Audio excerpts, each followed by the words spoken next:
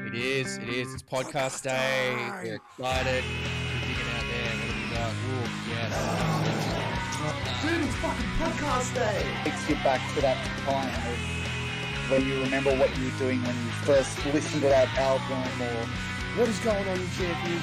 That's right. Yes. What up? Podcast day. Two dudes talk music. Yes, and stew. I've been stewing on this shit all day. What is going on? Yes! It's that time.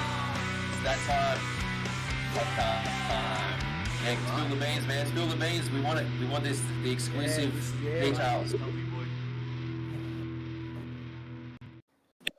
Oh, yeah. Oh, yeah. It is podcast day, brother. Oh, Friday, June. Brother. The cream rises to the... Nah, man. How you doing, bro? Dude, I'm loving life. I'm loving life, dude. You know, it's nearly the end of the week. Thursday it's just a reminder of how close Friday is, and I love every And it's second my of it. payday today, so I'm like pretty happy from that. Yes. Even better. Wow. And I also And of noticed course, that you they have are the freshest shades in town. No, I'm gonna fuck those off. I just really like them. they're amazing. They are amazing. And the ceremonial. The ceremonial. Wait. I want. Yes. There we go. So, cheers. There we go. Cheers. Yes. But yeah, man, I'm doing good. We got them new shirts coming in. The Nuclear Vision t-shirts looking quite nice. I'm pretty happy with how those turned out. Red hot. And Those are going to you be managed available at the gigs. to snap yourself up a bloody Good Things ticket already? That I did. I got my Good Things ticket ready to go. I am hyped as fuck for that. New metal literally runs in my veins. I am going to be trying to find myself a nice red New York Yankees cap. Dude, they may as well just call it Millennial Fest. It's good. It's gonna be emos and new metal. So I'm pretty hyped for that. But yeah, man, that's good. That's good. I'm pretty keen. Let's just quickly, before we dive into our guests, let's quickly hit our gig guide. Hey. So I'll rattle off Brisbane. Tony K, thank you so much for the sub, man. Welcome to the family. Oh, hey, we got a new set. Yes, thank you, Tony. All right, so I'm gonna run off some shows that we got coming up, and then if you've got any that you want to add in, you can absolutely do that. So, starting tomorrow night, that's Friday night at, where is it? Burleigh Bazaar. That's up in Brisbane there. We have Valleys, Border Rangers, Zenith, Dawn of Dusk. They are playing up there, so that's going to be a good one. That's $10 on the door, which is going to be pretty awesome. Moving right along to Saturday night. We've got a few shows on Saturday night. So, up in Brisbane again at, Burleigh Bazaar. What do you know? We have the Volta Inertia. I may be going in circles, but at least I'm going somewhere. Oh, is Inertia up in Queensland? That is going to be Vola Inertia. I don't know. Oh, okay. Might be a different thing, they're doing a single launch with Monarchy, Frozen Eddie. Shout out to Frozen Eddie. Love those kids. And our guests today, We the Hollow. So that's going to be one that we're going to talk about. That's like it's like $17.33 to buy the tickets online for that. So you can head to Moshtix to grab those. What else is there? Also Saturday night, Shed Fiends with Boys at the Back and Fernie Fairway at Black Bear Lodge. That's $15. Sydney's going to be rocking Saturday night. I don't know if you've seen the news or not. Avatar's playing. They are. Avatar's playing in Sydney. That's at Metro Theatre, and I believe Our Last Enemy is the support for that. I'm pretty sure they are. Much love to those boys. So, yeah, congrats. If you can get down in Sydney, you can get out to that one. And on Sunday night, Avatar's playing up here. They're playing at the Trifford in Brisbane with Crave on the support. Congratulations, Crave. Good on you. Crave, scoring that one. Love those guys. And that was that was all I had up here. What did you have, mate? I just got one. I got one in particular. Okay, so this one's little bit special. From what I've heard, I'm pretty sure it's actually the last show that's going to be, or the last metal show that's going to be at this venue. I think it might be getting moved. I don't know. Probably opening and flapping my gums too much, but say less. Whatever. We got the Iron Spokes Metal Fest down in Southwest Sydney, so that's down in Narellan. It's like, mate, it's my stomping ground. So I'm actually working the door on this one, so I'll be taking your money to see all these bands. And we have this weekend, 26. It starts at 5 o'clock and I think it ends at 10:30. It's open to all ages, so bring your kids down, man. Kids under 12 get in free. So get yourself down there. There were heaps of kids down there last time I was down there, which was absolutely amazing. So we have Hell's Abyss, Terrorential, Dollar, Fuel to Fire, Defiant Dawn, Hellbound, and Dick Pic See Less.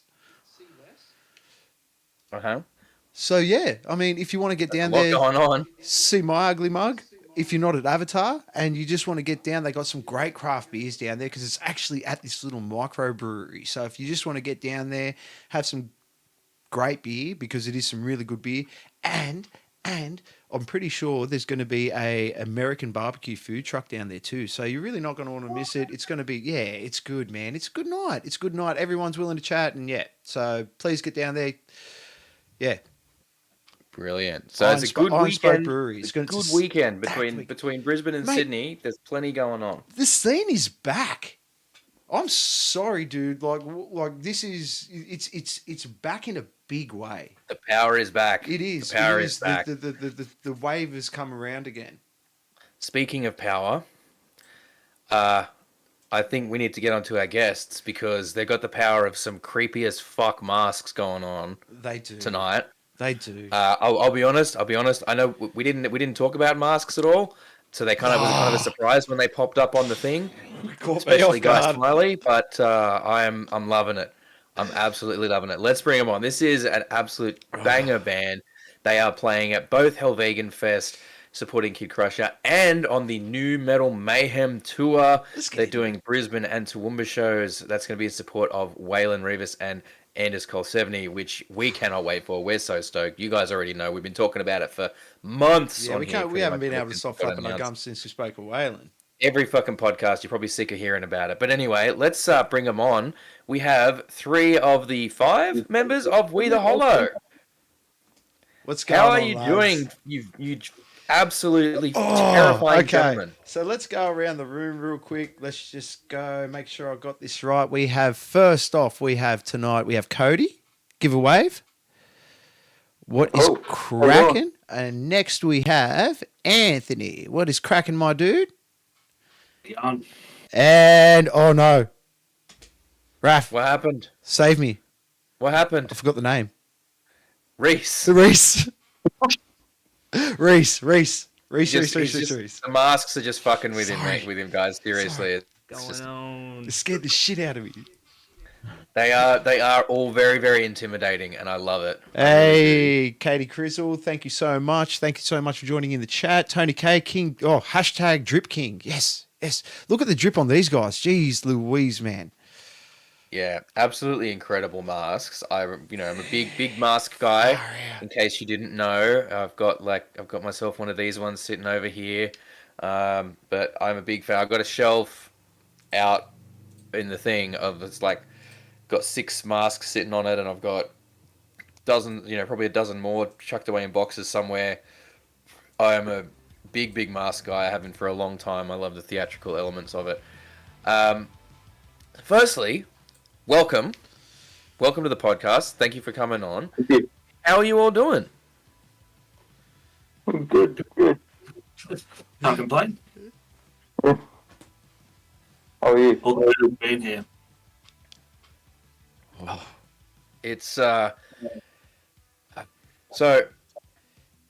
sorry. I just even I love masks, and even I'm getting Yeah, freaked out by like- these are so good. They're absolutely like Spike. Oh, So Cody's the masks one first does then. me. Oh, I'll ask about the got masks intrigued about first that later. then, since we're on the topic. Um, are all of the masks custom jobs? Are they from different makers, the same maker?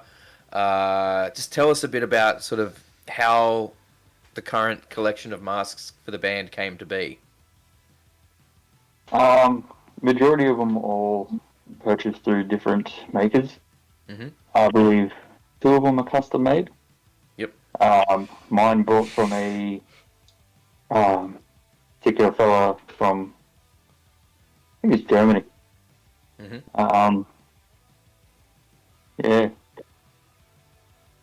And is it just a case of, because I know different people approach the mask thing differently. Is it a case for you guys of just a matter of, oh yeah, that looks fucking cool, so that's what I want to go with, or is there, I want to project a certain aspect or personality with that. I'm trying to focus in on a certain part of yourself or remove certain parts of yourself for it. How do you guys approach deciding what sort of masks you're going to operate with? Well, I guess we sort of have an idea that we sort of like, whether it be references from other cool stuff that we've seen or, certain emotions or whatever. But I know we sort of like the artists to have a bit of a go at it and put their own sort of, twist on it and see what they come up with. So, it's pretty, what they've come up with so far has been pretty good. So we've been pretty happy with it. We haven't had to do iterations of master design or anything like that. So, what you see is sort of what we've received from the artists, and it's been pretty awesome so far. So, yeah.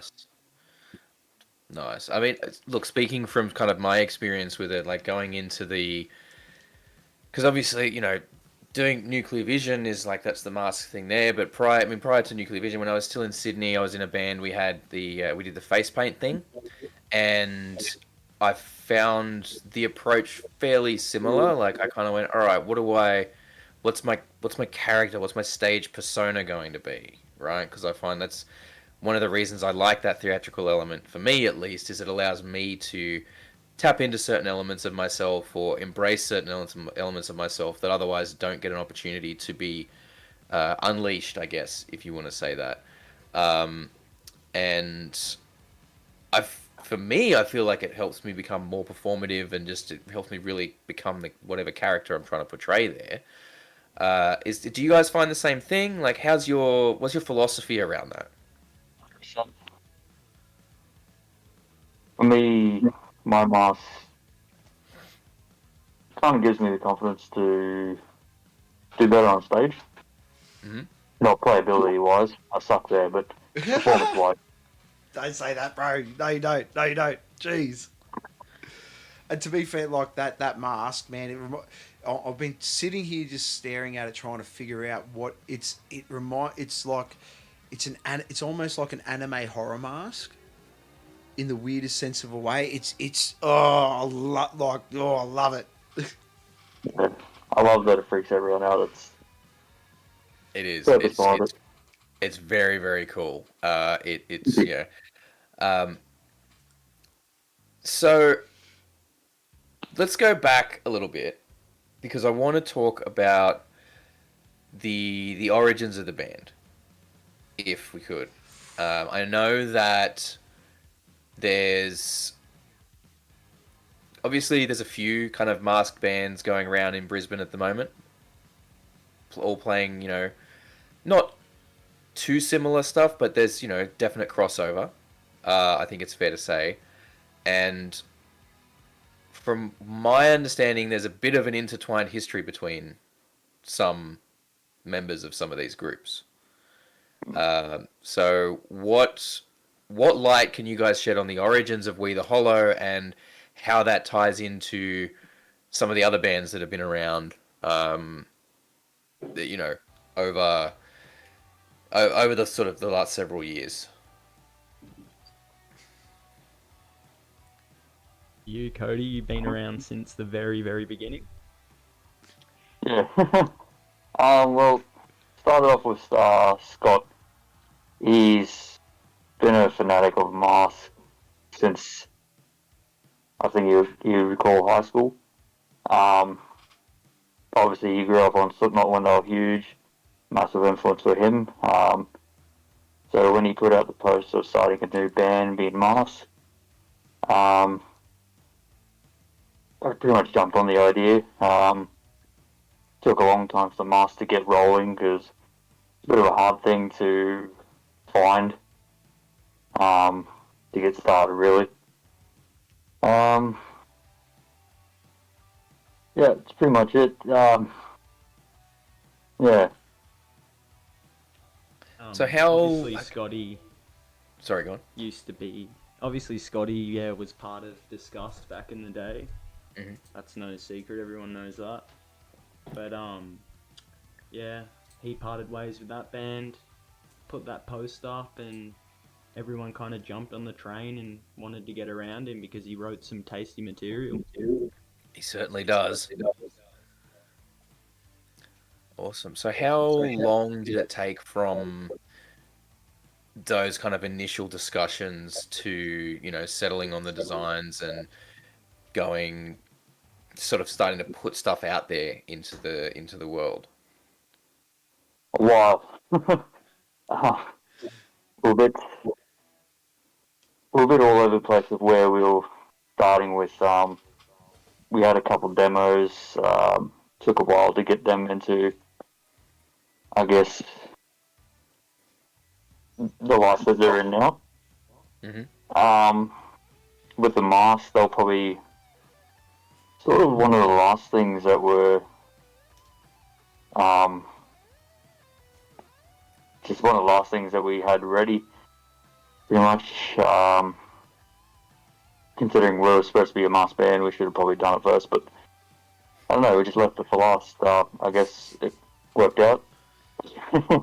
Whoa, I mean, Yeah. I've got to say the Spineless is just an absolute, like, I was listening to it all week. It's just really solid as shit stuff. If you have not gone to check out We the Hollow, and I'm sure if you hear, you've heard them, but geez, like, it's the production value on it's fucking top notch too. Thank you. Yeah, it's clear there's a lot of love and passion has gone Yeah. into making this music, 100%. and it's, I mean, it's one of those things, right? Like, sometimes there's just lots of people that like doing a certain thing at a certain time. And as someone that loves the theatrical performances, I'm stoked that there's three Mask band based around Brisbane right now. I love it. Southeast Queensland has got, you know, more than enough room, I think, for all of us. And it's, you know, I think we're getting to the stage in metal now where most people are moving past the, oh, you're in a metal band and you wear masks, therefore you want to be Slipknot thing. Oh, 100%. 100%. Move on from that. Listen to the music. Fucking grow up. Yeah. And Katie, yes, it is the teeth. It 100% is the teeth on Katie. Look at them teeth. Yeah, you're freaking out the audience and we love it. I love it's it. great. It's great. So, Those were eight though. So Yeah, that's the look, funny. Oh. I'm going to have nightmares. I'm going to have nightmares. We the Hollow are going to come and get me. so you've got, so there was a few, if I'm seeing this right, let me have a look. So there's a few singles through like 2020, 2021, and then the EP last year, right? Yep. Okay. So Oh, it's an LP. It's 6 tracks. LP. it's six. Well, there was a collection of unreleased ones. I'm not going to get into the minutiae of that. I get into that argument way too many times. But okay, so there's a fair bit of stuff out there for people that want to go and track it down, which is awesome. You know, we love that. We're big fans of that. have you? I'll talk about. I'll bring this up actually, since you guys have We kind will, of. we will get to your released a question few in a second, singles Tony. there. The have you guys considered just basically going with the approach that the industry seems to be following now, which is just singles? Just singles. Don't bother releasing albums all at once because you're wasting your time. If you got 6 songs, release 6 singles, because then you got something new every 2 months.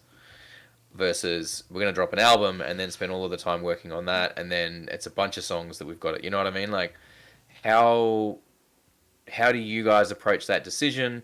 And is what's your thoughts around that process? Yeah, we've had a bit of a chat about it before, sort of, I guess we're sort of writing a bunch of stuff at the moment, so we're sort of trying to figure out exactly, what the best sort of release cycle would be. But, I think it depends on, on how quick you can pump this stuff out, really. For us, I think we're sort of aiming for that sweet spot, of doing sort of like full length sort of albums, really. Mm-hmm. I think that's probably where, the most value for us is going to be, because we're all busy, we all have other lives, and I think pumping out a single sort of every few weeks or something, bit difficult for us at the moment. But I think for us, really just trying to give everyone as much as we can, sort of once a year, once every couple of years is our sort of our main focus at the moment. I think it's even so much so it could be like the waterfall releases, where you have the album ready, but then instead of just releasing it as a whole album, you just release one track every 2 weeks. Mm. Yep. Yeah. I mean, yeah. Build up that content. Yeah. Yeah. It just keeps you in the algorithm. I hate it. We hate it. We're not fans, but we're like, we're all like, albums. Just the art of writing an album, as Kyle always says. Having a whole collection of songs that works together, that flows from start to finish. It's something that is going away. So I think it depends on the theme as well, I guess. If you're going for a particular theme for an album or a concept, it's a bit hard to sort of get that out in a single song, or just drip feeding it to everyone. It's sort of good to have the whole journey that people can follow when you drop the whole thing. But I don't know. I've heard of a few pop artists doing the one track every few weeks, sort of drip feeding people. So it obviously works, I guess, for those people. But I think it's an interesting change from how it's been done traditionally, though. It is. But I think my big and I've spoken about this like at fucking length, is that people don't simmer on music anymore. Do you know what I mean? It's like when you used to buy an album, you used to have to justify your purchase. So you used to sit there and find good things about it. Now that you can just get it like, here you go, here's a new track, and you go to Spotify and it's just like, me. You can get an album and people will fucking complain about it in 6 hours of the album being released. Yeah. Yeah. So it's just one of these things where, like we're old men yelling at clouds about this in a lot of ways. I think it's the industry is shifting ever onwards, and unfortunately we kind of have to be along for the ride with it. Oh, we either keep up or fall off the fucking train. Definitely. It's pretty much our options. I'm going to read. We actually have a question tonight.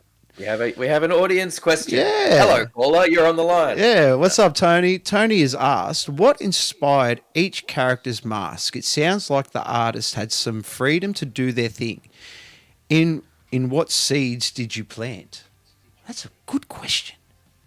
Who'd like to go first? Oh, I can go first. The theme for my mask, I was really looking into some cool horror style sort of Freddy versus Jason style sort of horror. That's what I was going for, and just something that was a bit brutal, something that was a bit frightening, and I guess like when it comes to the persona, like you can sort of unleash a bit with it on, having this that looks a bit brutal, sort of can either scare people, make people feel a bit uncomfortable, that sort of thing. But along with the music, I think it's really fitting. But for the artist, Ron Samble, his name is. He's in the Philippines. He was sort of like familiar with his page. Yeah, Familiar with his page. He does some really incredible work. and it's all, you know, real brutal, sort of, you know, nice horror sort of stuff. So he he sort of took my idea and was like, okay, this is what I think will suit that. This is what he basically sent through. So yeah, that was sort of my thinking behind it. Not so much any sort of like a particular like emotion or anything like that, but it was more just like a horror. It's a very intimidating mask. Yeah.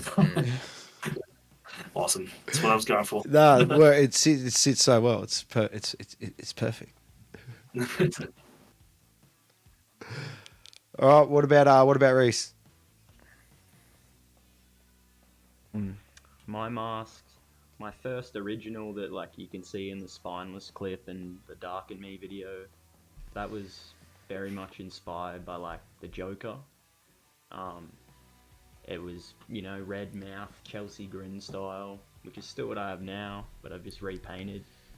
But yeah, I've loved that movie, Froth Batman, since I was a kid. And I think it really reflected, like as I got older, I saw how the Joker felt. And the more I grew up, I felt like I was growing up like him.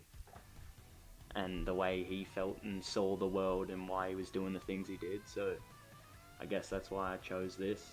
I could just dive into this avenue of writing material that I can just spit at the people. Went this way. Awesome. I love that. That's awesome. That's awesome. All right. I never get on to Cody. So throughout, I guess, your life, you always people, you got to get your photo taken, and they always say, smile and whatnot. It's, thinking about it, it's always sort of been hard to get that smile, I guess, all the time when cameras all around, so why not plaster it in your face? That way it's just easier. No, but, I like that. I like that. First, I've always had the idea of the smile just because it creeps people out. One thing that's always scared me when I saw it on the internet was Momo. I don't know if you've ever heard of Momo. It's like a harpy. I think it was made in Japan. Every time it popped up on my screen, it scared the crap out of me. That's sort of what I wanted when I look at people's faces wearing this thing. Probably even behind it, but yeah. I'm definitely I get the Momo thing. Attack on Titan vibes as well from it. It's almost I get a bit of that. He almost looks like a bit like Death Note. There's definite anime vibes there. Yeah, I love it. I love it. You talk about the happy thing, the plastering on a smile thing. I don't know if you've checked out much of Kid Crush's stuff in the run up to Hell Vegan Fest, but his most recent song is called Happy, and it's basically that. It's like everyone's always telling you to be happy, but I'm not, and like plastering on that fake smile. So it's perfect. Yeah. Perfect lead in there. Further question from Tony as well. We kind of touched on already today the benefits of being a mass band around things like increasing confidence on stage. He's asking, what drawbacks do you find being like wearing masks and performing in masks? And it's real hot. Yeah, the heat, 100%. Yeah, and paint. They're pretty new, so they don't reach yet. Yeah, I don't know. I personally don't find that there's too much of a drawback really with the playing. It for me, it actually sort of enhances it a bit. But yeah, after you've been headbanging a while with this on your face, it gets all hot. You know,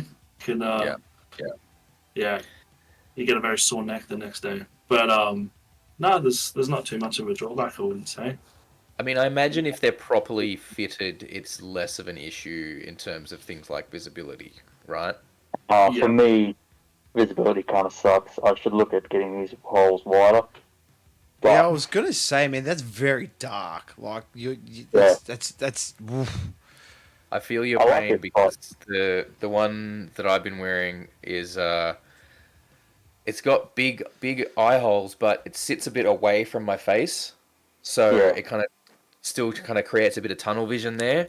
Mm. And yeah, in one way, it's good because it forces me not to always look at the neck while I'm playing. But in another way, it's like it'd be nice to be able to look a little bit more than that. But I guess that's some of the trade-off, right? Yeah.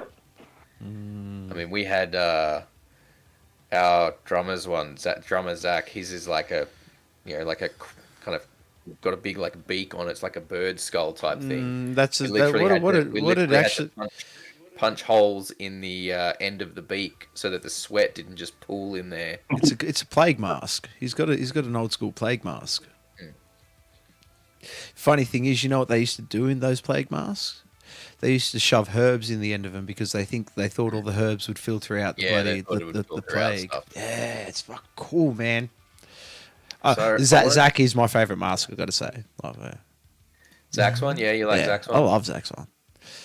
Where do you see my new one? Ooh. Right. So I let's mean, just well, run it's through just this. not yours. What are you talking about? Let's run through this. Let's run through the lineup here for Hell Vegan Fest because let's focus on that one first for a minute. We will get to New Metal Mayhem. Trust me, we will get to New Metal Mayhem. But just right now, I want to touch on Hell Vegan Fest. So, if you've been living under a rock or this is your first time watching the podcast, firstly, welcome. Secondly, the lineup for Hell Vegan Fest as it stands at the moment. Now, I know there was one change from this. It was a Flesh Torrent I think had to drop out. But Head First is the replacement, if I'm not mistaken.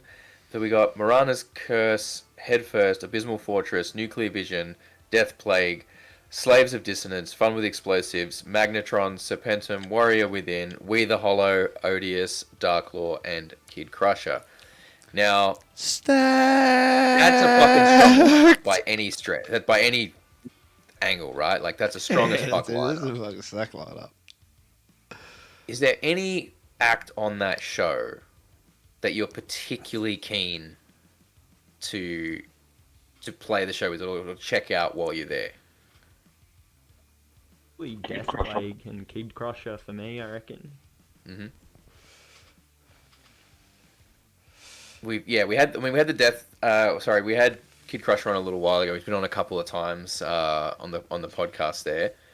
So we are super keen. I'm super keen for that one again. I'm working with Kid Crusher for his set as well. I've worked with him a few times, and he's always out there trying to give the best show possible. I can promise you that. So if you haven't seen him before, you are in for a treat, definitely. I've just had Nathan message me here. He's mentioned Coneheads, I think, as a replacement act on something. I'm trying to clarify that anyway. Okay, cool. So yeah, you're keen for Death Plague and Kid Crusher. What about you, Anthony? Yeah, I'm pretty much the same with Kid Crusher. It's probably the one I want to see the most. Yeah. Mm-hmm. And Cody? Kid Crusher. Yeah, Awesome. that's what I'm talking about, man. I mean, he's ballsing out there, just doing the whole DJ thing, and dude, it's gonna be lit. It's gonna be fire. Like all those cool young fucking words that it's saying Zoomer words and shit. It's gonna be good. It's gonna be good. Well, and the thing is as well. The thing is, like last time he was in Brisbane was A, 8 years ago. B, was part of a rap tour with a couple of guys from Magic Ninja Entertainment. So that was with Blaze Your Dead Homie and Boondocks. Prior to that, I think he was on the ICP tour in 2013. So not done a lot of metal stuff up this way. Yeah. So I'm excited for the metal scene to see what he can do, and I really, really hope that people, stick around for the Kid Crusher set because it will be a little bit different. Obviously everyone else is bands up there. Kid Crusher is performing a slightly different type of set because he's usually more of a rap focused show. but that doesn't mean the music's not heavy. Yeah. I've seen the fucking set list. Not just that, if you haven't listened to the new album, Fuck Me Dead, And- best new metal album yeah. 2023. The new album is there, and even his last album prior to that was very metal focused as well. And I can tell you there's like quite a few songs off those last couple of albums on there, plus some side project stuff that's very metal as well. I'm not going to name any names of tracks because I don't want to get into that side of things, but believe me when I say this set is heavy as fuck. It's very horror focused. There's lots of like horror references across the whole thing. It's, it's basically, I know a lot of metalheads tend to, look down on rap or whatever, but I think a lot of metalheads really actually secretly like rap, whether they want to admit it or not. And it's going to be a change of pace for the show, but well worth watching. I promise you that. So make sure you're sticking around for that 100%. One. If you go into the show, and Dark Law's on after Kid Crusher as well. I'm, excited to see what Dark Law can do, because I've heard we had them on recently, and they've seemed like such nice guys, and the way they talk about putting together their shows, I'm keen. I'm keen as fuck to see that too, for sure. And I'm also keen to see you guys, because I haven't seen you guys before. Yeah. So, fucking excited for that too. I really, really am. I have to just get lost and just yeah. How am I going to convince my wife that I need to drive to Queensland? How indeed. So then we move beyond Hell Vegan Fest. A couple of weeks later, you guys have a charity show that you're doing. Oh, I love charity shows. Beyond the Darkness show, which is a benefit concert for the GI Cancer Institute. So, props for doing a charity show, guys. I think it's awesome. Something I've actually talked about with... I've bandied the idea around, mentioned it very briefly with a couple of people, is I think it'd be really cool to get you guys, Nuclear Vision, and Disgust all on a show for like a domestic violence charity or something like that, but call it like Unmasked. So like the irony of having like a lot of masked bands on there and calling it Unmasked or something, just something like that. And do like a big fundraising show for a domestic violence charity. Like I think that's something I think would be really, really cool to do.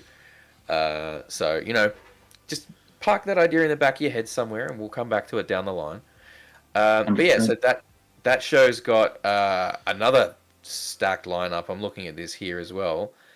Brave, Dirty Brew, the Crypt Daddies, Engraved, Depuration, We the Hollow, and Disgust are playing on that one. So wow, that's mental. Pre-sale tickets for that one are $20. Where's that at? $30 at the door.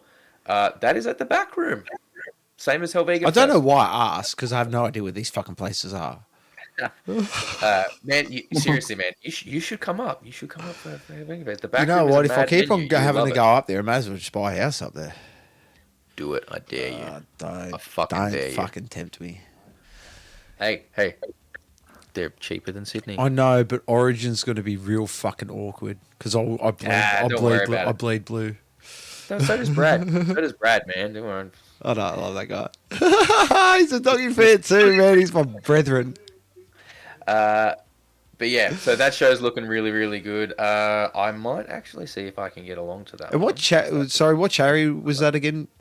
That is the GI Cancer Institute, yes, right? That's fantastic. I like that. So is that something that... tell us how that show kind of came about. Are you guys like organising on that one, or did you just kind of get asked to jump on it? Like, Kind of got asked to jump on. I know Jackie and Dex, the people who are actually running the show. I met them a few weeks ago for the first time. Yeah, they're really nice people, and they're putting the show on, and yeah, it seems like a massive lineup, and some people are getting around it, which is sick. well, yeah, that's very, very strong lineup there. I'm saying, just like, And we're all about like the whole fuck cancer thing. yes, big middle finger to cancer. Yeah, big middle finger to cancer. No, Helheim photographic. Sorry, I'm not making the move. I love Sydney. But Helheim photographic did ask a question though. They've asked, where's Scotty, or does Scotty not know?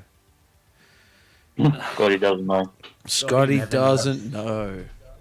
Scotty doesn't know. Man, you know what? I wish I'd thought of it. I wish I'd thought of it earlier. Should have had us learn Scotty doesn't know and do like a full like metal version of it. Yes. Because not that he hasn't heard that joke a billion times already in his life, I'm sure. But I've done it a couple. Everyone that's not in the band, like every other band, should just play the lick, just to annoy him through the night. Yeah, that's everyone's sound check. Everyone's sound check. When you do sound check, you just do Scotty doesn't know. And Katie, yes, Katie, I do believe the metal scene will stand up and pay attention for Kid Crusher. Oh, because 100%. he's been grinding really hard for man. many years, and he deserves it. So, really excited for what's happening there. And then, of course, we move on to October, which brings us to New Metal Mayhem. 14th of October. That is 14th of October. 14th in Brisbane and the 16th at Toowoomba, with Waylon Revis from Mushroomhead performing a combination of Mushroomhead and Killer's Confession material, and Anders Cole70, the original Slipknot vocalist, playing Mate, Feed, Kill, Repeat, front to fucking back. How exciting! I mean, honestly, like just what were your guys' first thoughts when you A, found out about the tour was happening, and then B, were asked to be on it? Oh mate, we were stoked. We were so stoked. Yeah, I think they're massive. I think particularly for Scotty and Doug, and there were some massive influences back in the day when they were growing up. So having the opportunity to jump on and play with those guys is awesome. And playing some venues like Mansfield Tavern, being able to play with those guys at those venues is going to be amazing. So yeah, such a good opportunity to just play some good music with some legends, some big influences. It's going to Very be a much fucking so. banging night. It's going to be pretty big, and I don't know exactly what the capacity is that they're running Mansfield at for that show, but I do know that something like over 2/3 of the tickets for that have sold. So, and I'm pretty sure Queensland actually gets some more stacked lineup. Those two shows in Queensland. Yeah, I think we get the bigger lineups. Yeah, you get the bigger lineups. You get the bigger shows. Southeast Queensland's getting really spoiled on this tour because not only do we get the biggest show of the tour at Mansfield, Southeast Queensland gets 3 out of the 6 Australian shows. Like, fucking yes. Like, stoked on that. And I really think, I mean, we've said it before on the podcast, and I mean, I've said it, in my personal life as well, away from the podcast, that, we don't get shit like this. We never get the shit, like, we never get the cool little tours that are like the random things in Australia. Like, we just don't get them that often. So the fact that so many people in America and around the world are seeing that tour and going, can we have it? I think that really speaks to how special this is and how much of a literal, like, once in a lifetime opportunity. We had Waylon on the podcast, and he's like, this is the first time I've really performed Mushroomhead stuff since I left the band, and probably the last time he's ever going to perform Mushroomhead stuff, at least on a regular basis. To be fair, like, the crazy thing is that all the blessings have been done. Like, there's been nothing but good vibes being put onto this from all the previous band members, and whether it be from Corey Taylor, Mushroomhead, they've all. Yeah, everyone's gone, yeah, cool, this is awesome, let's see it. Let's make it happen. So I want to get from each of you guys, when did you discover the Mate, Feed, Kill, Repeat album, and what was your first reactions and thoughts on hearing that versus, the like Slipknot's first couple of albums with Corey on there? Like, did you already know? Were you like more into the self-titled in Iowa and then discovered Mate Feed Kill Repeat? Did you somehow find Mate Feed Kill Repeat before the others? And what's your vibes on that album compared to, what would end up being self-titled and Iowa? When I first heard it, it was interesting. It took me by surprise. I was still in high school and I was walking through a Woolies with my headphones and listening to the first few tracks, and I was like, "Well, not what I expected." I liked it, but it took me a while before I realised it wasn't Corey on vocals. That's when I looked more into the band and into the history, and yeah, I like the difference. That's good.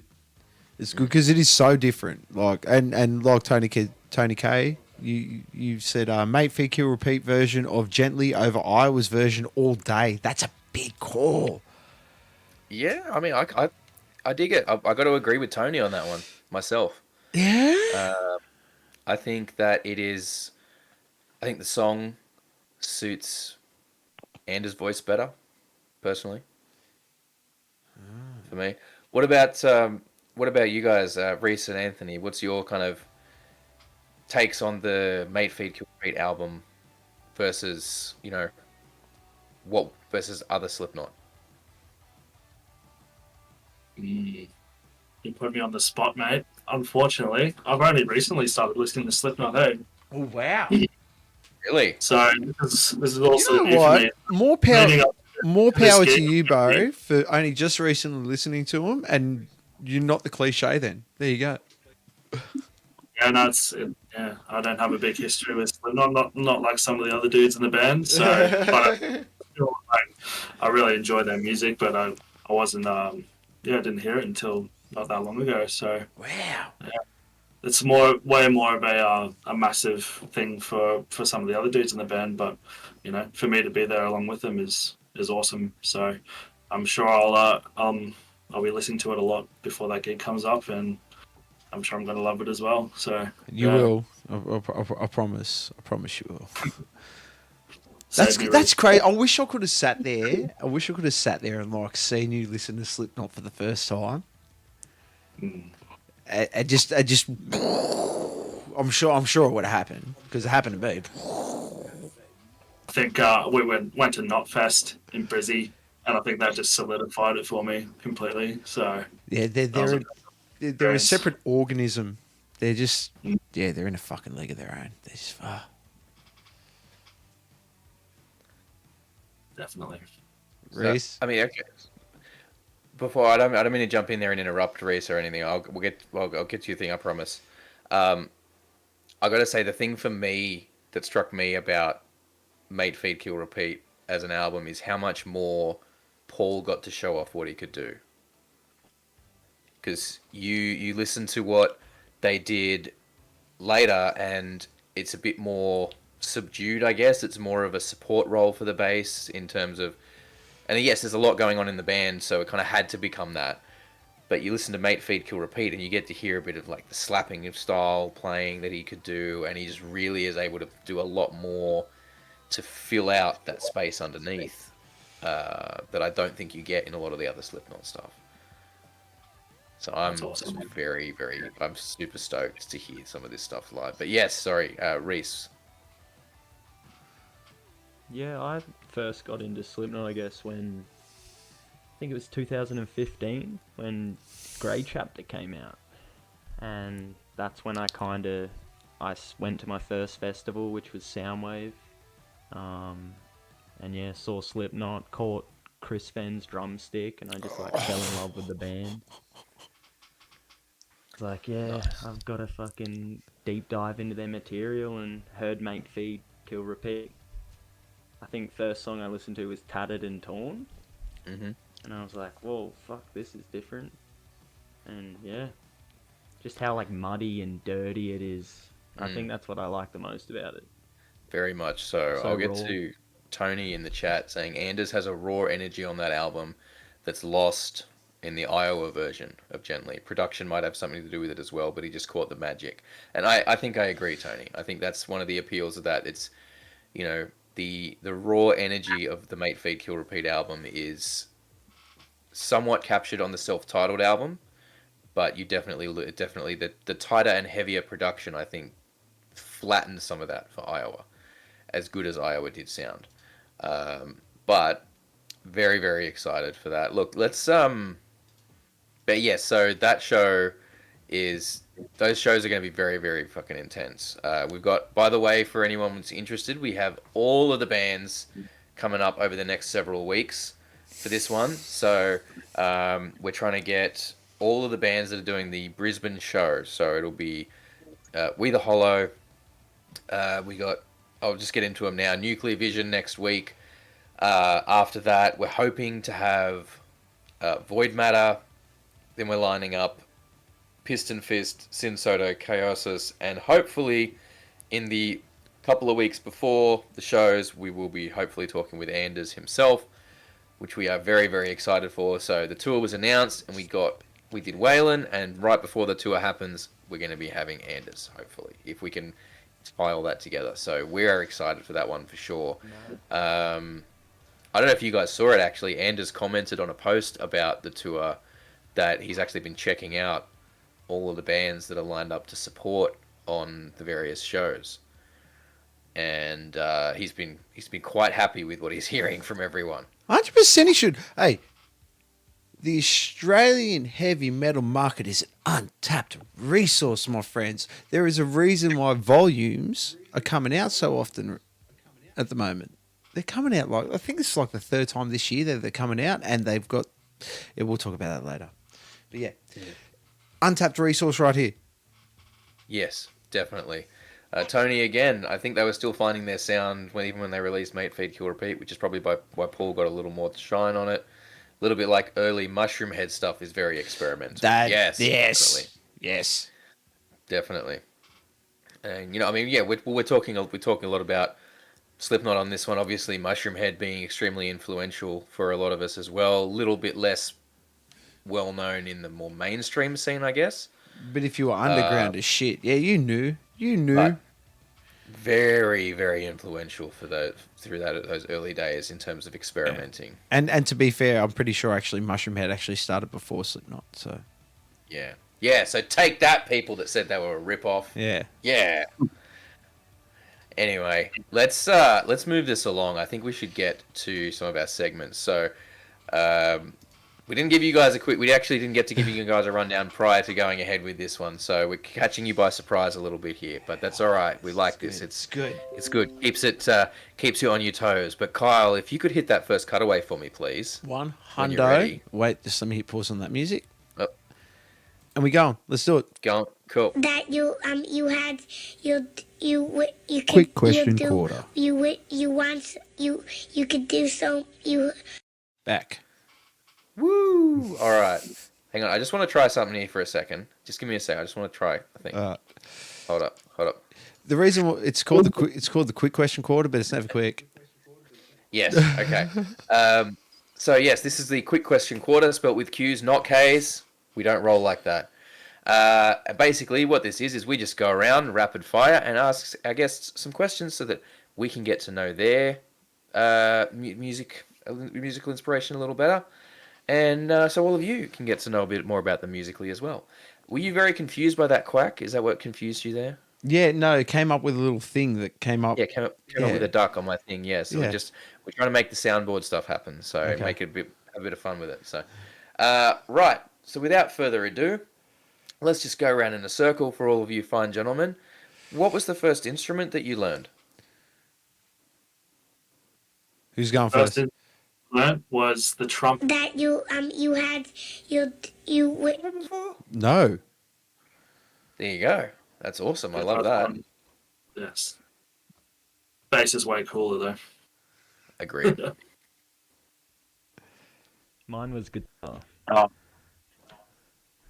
Yours was guitar, Cody. Yeah. Awesome. So 2 guitar and trumpet. I like that. All right. What was the first album that you purchased?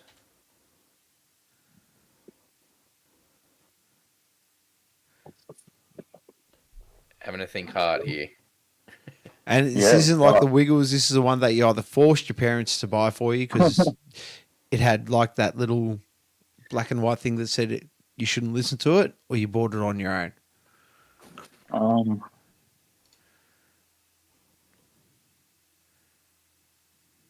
think mine was a Michael Jackson album. I can't remember what it was, but I think it was Michael Jackson. No, I think same. I think I got the Essentials album. Really? Yeah, I think so. Yeah, it's very essential. pretty much. Reese? A Black Parade by My Chemical Romance. Oh, you people are Okay, mate. so Mate, young. I gotta ask. I gotta ask. How old are y'all? I'm 23. Motherfuckers! It's not in a bad... Look, I just want to clarify that is not in a bad way. Not in a bad way. We don't mean that in a bad way. It's just like, you can see the grey coming in there. You can see the thing. We're old farts. Yeah, and it's hard to tell with the mask. It's hard to tell with the mask. You are so talented, man. That blows me away. Like, that's all that was. All right. I'm sorry for that outburst. I've had a few beers. All right, Cole. Cole, we're old. That's just how it is. That worked. Let's. All right. What was the first live concert that you attended? I think one of you might have touched on this already. Yeah, I'm with Reese, Soundwave 2015. To me, that's such a solid, like, for first show, festivals are the best for you to bust your cherry on. Your show cherry. You get to see so many bands exactly. at once. It's great. Value for money. It's great. The first concert I can remember really going to and taking it all in was Deep Purple. Oh, wow. Ooh, now that's nice. Wow. I like that one. Dad took me to see Deep Purple. Hell yeah. Your dad's cool as fuck. That is mad. What's an instrument you've always wanted to learn but haven't yet? Wait. Did Reese say? Yeah, his was Michael Jackson. Soundwave. Oh, yeah, Soundwave. Oh, that's right. Two of them said Soundwave. Bring me the horizon. Right, Bring Me the Horizon. Okay. The actual first festival was Soundwave. Same year. Cool. That's mad. All right, yes. Bring Me the Horizon. What's an instrument you've always wanted to learn?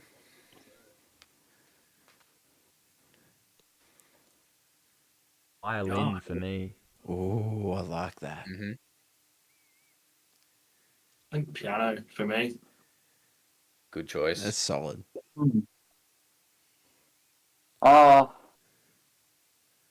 Saxophone. All metal music needs saxophone solos. I don't care. 100%. 100%. Boss Boys, Hey, the dude from that, look. 100%. Yes. Hey, if you know, I know Pink Floyd wasn't necessarily metal, but Pink Floyd could weave saxophone solos into their shit. So we could, if Pink Floyd can do it, we can find room for that shit here. Mm-hmm. All right. I think I know where we're going to go with this next question, but I'll ask it anyway. If you could pick one big band or artist for We the Hollow to open a show for, now there's no rules on this, right? This is anyone, living or dead, active or not, whatever period in their career that you would like. If you could pick one big band or artist to open a show for, who would it be?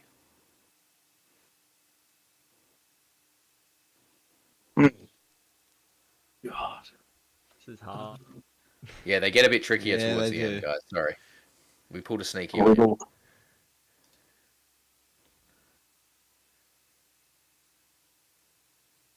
The Wiggles. It's so hard to choose. The Wiggles, I like that. Yep. Yeah, man, that. Jeez. Oh. I'm not taking my kids. Not with that mask on. Yeah, Daddy, the tooth man will come and get me. Dude, I'll tell you something. I fucked up the other day. I was watching an anime and it's not kid friendly. It is not kid friendly. No. And my kids came home from daycare and I forgot I had it on. And my daughter's like, Oh, my no. daughter went, Dad, we shouldn't be watching this. And I was cooking. And then I went, oh, crap, you guys shouldn't be watching this. She's like, I told you we should not be watching this. Which one was it? It's one on Netflix called Dora Hidoro. It's, yeah, fucked up. All right, so the Wiggles. Cool. Good choice. What else? Not exactly We're the Hollow style band, but probably Foo Fighters. Where I was not expecting that. That's a good choice. That would be Fooey's go hard. They do. And sorry, did we get one from? No, we didn't Reese? get one from Reese. Metallica. Ooh, Alright. the Metallica. Cool. Actually, while you mentioned Metallica, I was going to say earlier, but I forgot to mention it. I went to the cinema and watched the fucking concert Oh, you did. on the weekend. Did anyone else go? Oh, crazy. I like when this tour comes to Australia, I know a lot of people that were like fuck Metallica. Like we should have been the first up on the world tour this time because we got fucked over on the last one. And I can understand that. This tour comes to Australia, everyone's buying tickets to that fucking show. I'll tell you right fucking now. Like, that tour is, if they're bringing that same setup that they've been using in the States, it's huge. It's going to be amazing. That's an awkward setup. Look, it's a little like they are, you know, they are the big ring with the thing. They're like, I kind of get it. Yes, it's, you know, a bit tricky, but I think it allows them to get more people in. Rather than Yeah, having a big fucking stage off at one end. And, you know, Metallica doesn't need a huge, like, elaborate set, I don't think. These days, they are the draw.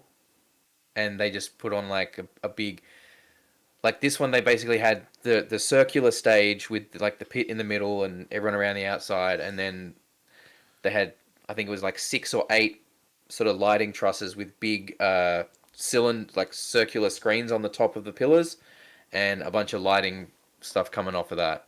And it was mostly light show and a little bit of pyro here and there, but the show is Metallica and the crowd for the most part, I think. So, but yeah, I'm excited. Anyway, but yes, good choice. I mean, I think anyone that plays metal should want to open for Metallica, right? Like, they're not the originators, but they kind of are the biggest metal band in the world.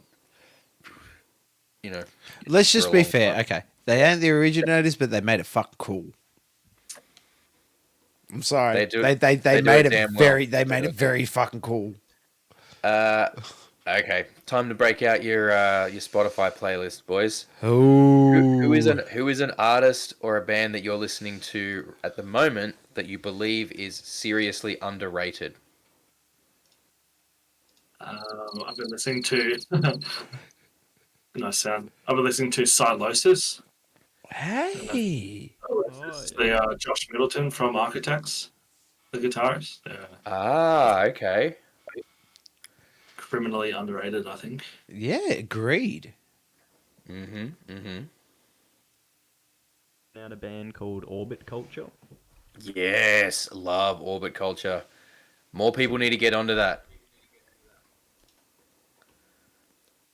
I think. Pardon? Dinosaur Pile Up. Dinosaur Pile Up. Yep. What the fuck? Dinosaur Pile Up. Okay. Dinosaur Pile Up. Unique. That is quite. That's a word for it. Backfoot is a pretty good song. Dinosaur Pile Up. I love it. Love that. Okay. Very good. I've definitely got some stuff to check out there. But yeah, man, like, I've been on Orbit Culture for a few years now, and their shit's amazing. Like, they're so good. Then that vocalist has a great range on him. Like deathcore Metallica. I don't know. Yeah, like the way I describe it is he's got two voices. One of them is Matt Heafy during his James Hetfield phase, and the other one is what's his name from Opeth in the growls, like the low growls. That's the only way I can describe it. But really, really good stuff. Okay, we're getting a bit deep now, fellas. What is something people may be surprised to learn about you?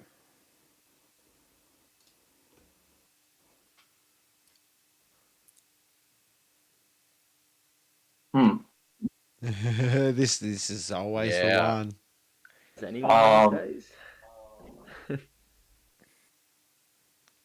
I guess that I play gigs in a band. Well, to be fair, when people probably see you without the mask, they probably are very surprised. Yeah. Yeah. Pretty much. So okay, I'll ask the question. So is the hair part of the mask, or is that your hair? Yeah, I've been wondering that shit. I've been wondering that shit this whole stream. Yours? Okay. Yeah. Cool. Well, that's how I'll spot you without the mask then. Yeah. Easy. Yeah. Look for the long haired guy at the metal show. Long ginger. Yeah. There's going to be 6, at least. Yeah. Yeah. No, we like this one because it allows you to just go. People don't expect to have to think about the sort of some of their other stuff. You know what? Here's the better question. What behind the mask would people be surprised to learn about you?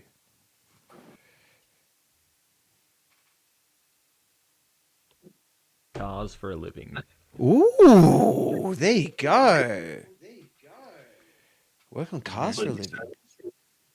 You work in cars for a living. No. Oh, guys, you're putting us on the spot. Yes. It was going to happen at some point. Yeah. Yeah. So I'm a software developer in my full-time job. Wow. During the day, developer by day and rockstar by night. That's it. Awesome. There you go. See? It's just nice.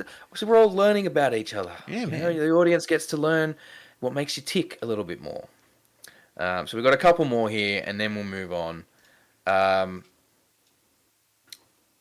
What is the cringiest band name or song name that you've ever been involved with? Involved with? Yeah, so like you've been in a band that's had like a cringy name or written a song, like a song that's got like a super cringy title or something. My Darkest Ravens. Ooh. Oh wow. Was that the band or the song? Band. My Darkest Ravens. Yep. Is there anything out there from the band or? No. No. They put up a post looking for a guitarist.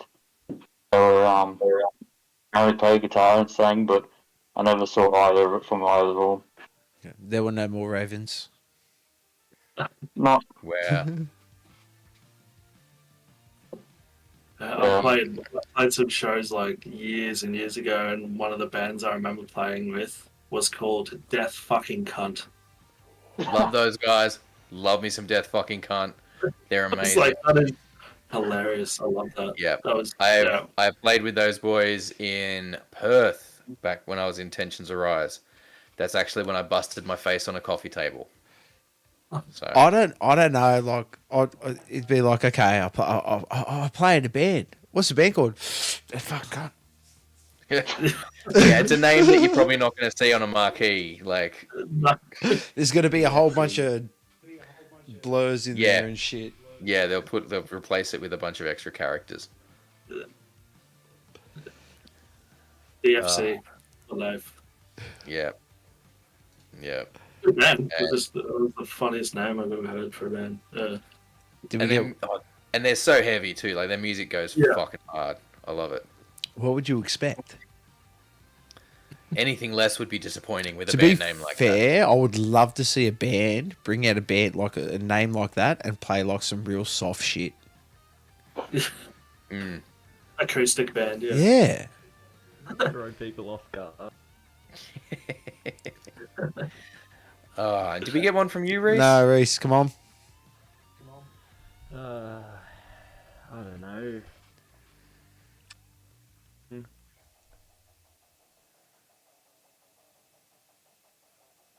Was a part of any project with a weird name, but I've always thought Infant Annihilator's pretty whack. Yeah, I mean, well, that's kind of the point, though. John, That's kind of the point Infants. with Infant Annihilator. Like, the whole point is that everything about them is so extreme that it's silly. Yeah. But, yeah, some good picks there. Good picks there. All right. We are getting a little pressed for time, so let's move it right along. Kyle, if you could cue up that next cutaway for us. Yeah, 100%. Let's get into. To be fair, this is our favourite segment. Yeah, this is time to get to our favourite segment. Yeah, we like this one. Let's hit the cutaway. Come on, if you want to fight. Come on then. Get in the bin. Are you enjoying the weather there, mate? What? Are you enjoying the weather there? Let's go. Let's go. Now, if you've seen the podcast previously, you'll know this segment used to be known by another name. We made it slightly more YouTube friendly, even though we still swear like sailors during the whole thing, so we don't really care. But, you know. So this segment is called Get in the Bin. So basically the whole idea is we go, if you had, you know, suddenly found yourself with, you know, phenomenal cosmic power, and could just snap your fingers and make any element of the music industry or business disappear, what would it be and why? We'll grab one from each of you since we've got three of you. Whoever wants to go first, what would you take from the music industry and just throw in the bin? And just to be clear, this can be punters, venues, bloody management, marketing, anything you want it to be. What would you?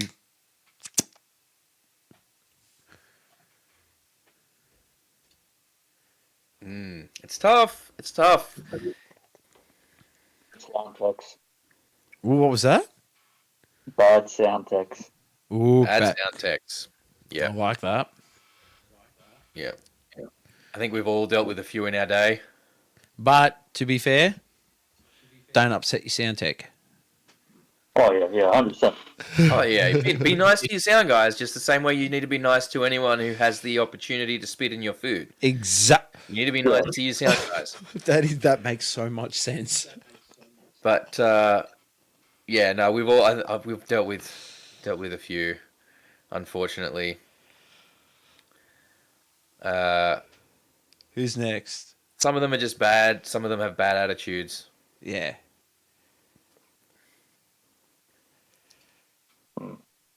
Bro, venues cutting shows off because of capacity. I'll throw that in the bin. You just feel it. You mean, so you mean like stopping more people coming in, or? I mean, like, just, like if a band's not pushing enough tickets or things like that, they'll just cut a show. Oh, yeah. Yeah. Okay. They don't give people opportunities. They just think about the money. Agreed. Yeah.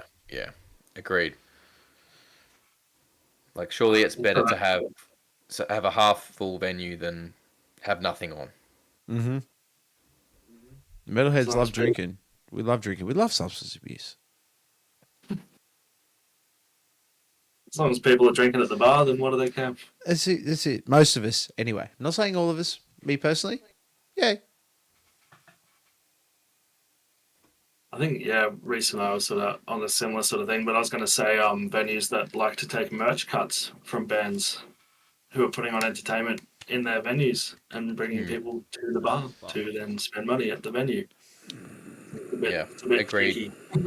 This is something that we've ranted about a lot on here. Flip my table. Yeah. As I've said, like I'm against it. The only time, as I've always maintained, the only time I am in agreement with merch cut being taken is if the venue is providing someone to do the merch sales. Yeah, that's the only time. The only time that I consider it to be okay, and even then, it can't be ridiculous. No. Like, it has to be a reasonable thing. You can't be taking like 25%. You know, like that's just taking the piss. But like, if the venue is provided, or the producer, whoever's behind it, is going, hey, here's someone that will handle your merch sales, so you don't have to be sat at your merch desk the whole time, then, you know, a small percentage to help cover that cost, fully justified in my opinion. But a lot of venues do take the piss. We've all seen the posts. Some venues trying to take up to like 40% or something. Just like, it's insane. Hey, you want 40% of the merch sales? We want 15% of your drink sales. We bring the punters in. 40% of the bar, that'd be good. Yeah, fair's fair. Fair's fair. Like you know. Has to be a compromise, doesn't there? Yeah, I agree. There does, and I understand. You know, look, I know it's not just since COVID, but I understand, especially since COVID, some venues have been struggling trying to make ends meet. Cool. Don't act like musicians aren't in the same boat. Yep. You know, we're all in the same boat here. We're all just trying to get by and keep it rolling. So, awesome. Well, those are some very, very good choices, gentlemen. I will be back in a moment.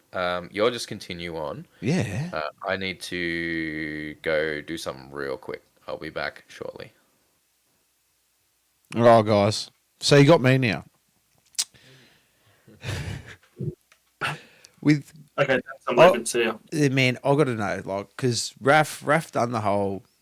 Raph obviously does the whole mask and he done the whole face paint thing. How long did it take for you guys to fully adjust to mask on a live show? Because there would have had to have been some severe adjustment period on that. Yeah, I think it definitely takes a couple at least. You know, I think it's just like a process putting all the stuff on as well. So you got to get prepared. You got to make sure you have enough time before you play to like get all the stuff on and get in the zone. So it's definitely like, I would say at least a few shows where you're like, at this time I'm going to go put all the stuff on. I'm going to get ready, going to do all this stuff, and then you got to play the set as well after that. So yeah, wouldn't say it's like ages, but it's definitely a few times before you start to get into the swing of things. Yeah, it's so mental to me because like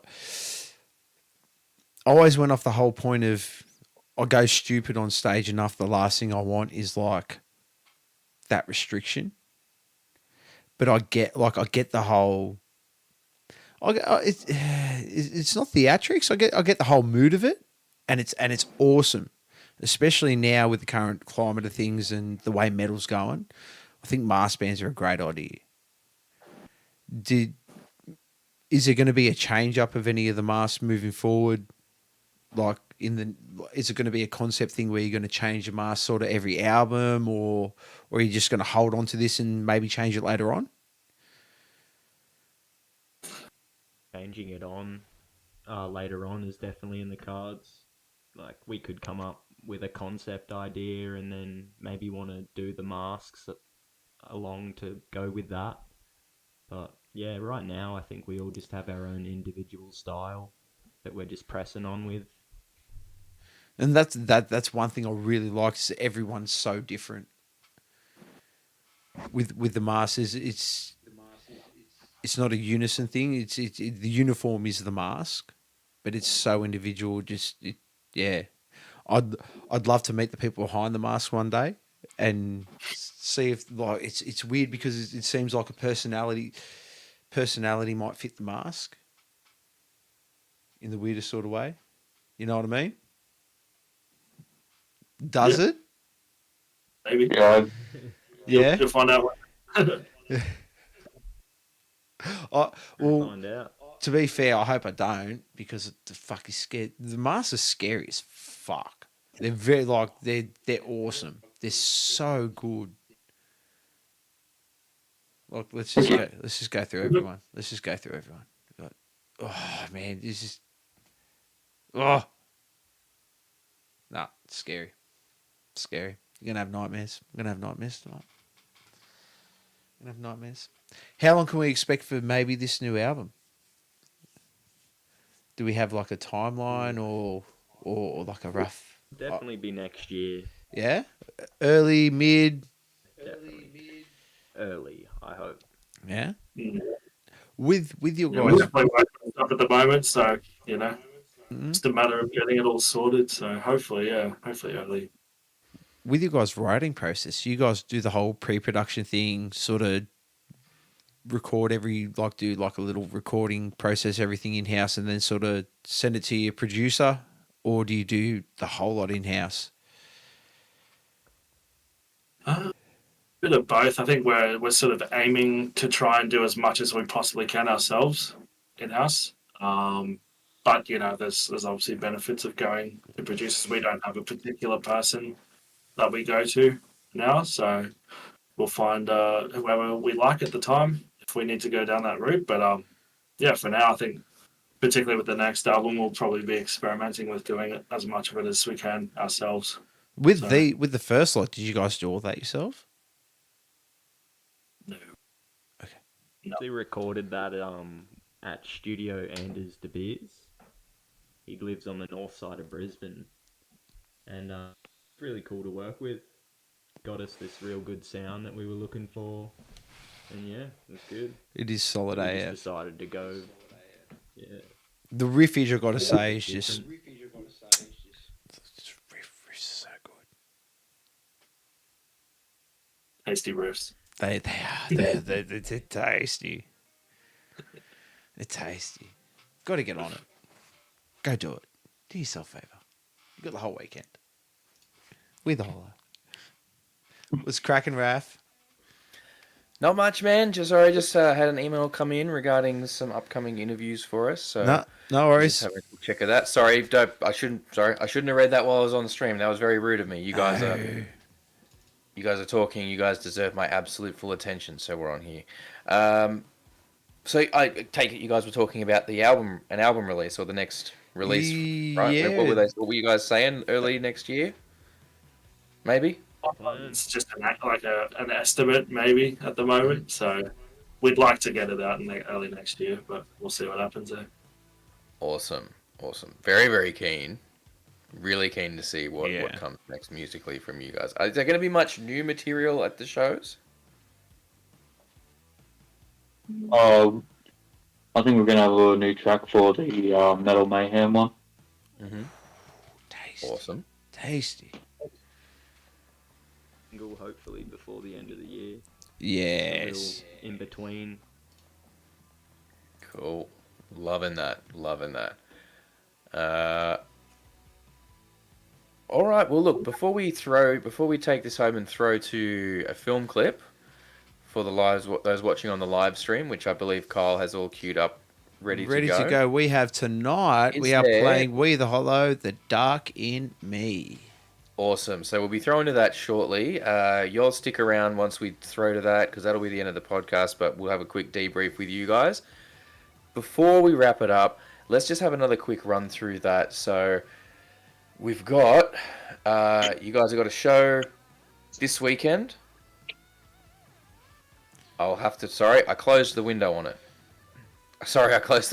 Let me just find that real quick again. You guys have got the show coming up this weekend at with Vola Inertia. That's right. That's their single launch show, right? Yes. So that's Burley Bazaar. So that's going to be a big one with Frozen Eddie, Monarchy, and Vola Inertia. So go check that one out, man. Down around there, and then of course, as we've been talking about, there's Helvegan Fest coming up on the 2nd of September at the Backrooms, followed by Beyond the Darkness benefit concert for the GI Cancer Institute, which is also at the Backrooms. That is on the 16th of September, and then pushing into October with the Nu Metal Mayhem shows at Mansfield Tavern and then out at Toowoomba. Those are on the 14th and 16th of October, respectively, with Waylon Revis and Anders Cole 70. And if you're in Sydney, it's on the 11th. Get your fucking tickets, man. The If Crowbar, you're in Wednesday Sydney, they're night. doing it I'm at going to the be 11th. down there fucking with me old man. It's going to be a fucking hell of a night. Yes. Is there anything else you guys want to plug in addition to those shows before we go? All our gigs we got coming up. That's everything Hopefully you some got new coming up? material out soon. Lovely. Lovely. All right. That's really, really good. I'm excited. I'm excited for these shows. I'm excited to finally get an opportunity to see you guys play and to meet you guys because, you know, I've been speaking to Scotty for a little while online and I'm keen. I'm glad I've got a chance to speak with some of the rest of you and I'm really, really keen to meet y'all in person. Kyle, have you got anything coming up for Beer Buddy that you want to plug? Man, everything is in the works, but please, please, please, if you are in the southwest of Sydney tomorrow, please get down to Iron Spokes Brewery. It's going to be a great night. It starts 5 p.m. Don't forget, you can bring your kids down. Great beer, great food, great music. You're going to have a great night. And I'm going to be down there taking your money for all the bands. So get down there. Awesome. That's going to be really cool. In terms of what we've got coming up, as I mentioned, next week we've got Nuclear Vision coming on. I will not be here, unfortunately. The United Life Church is sending me on an outreach mission to penguins in the Arctic, so I will not be here. But Solo. Tune in. You'll have Kyle here talking to the boys from Nuclear Vision. I'm not quite sure who we're going to have, but that'll be a good one. And then after that, we are getting a whole bunch more of these bands that are going to be on New Metal Mayhem. Hopefully capping it off with Anders right before the tour kicks off. Thank you so much to everyone tuning in. Thank you to Anthony, Reese, and Cody for joining us today. And what was the song again? Sorry, I already spaced on the song title again. What song is it? We the Hollow, The Dark in Me. The Dark in Me by We the Hollow. Check it out. Your boys stick around once we throw to that. Thank you so much for joining us. We really, really appreciate it. Thank you for watching. We love you guys so much. Thank you to the chat. Thank you to Tony and to Katie for jumping in there and being active. Really in Hellhound appreciate it. Photographic. We really appreciate all you guys. Thank you for the follows, the subs, all that good stuff. And we will see you guys next time. Take care of each other. Peace out.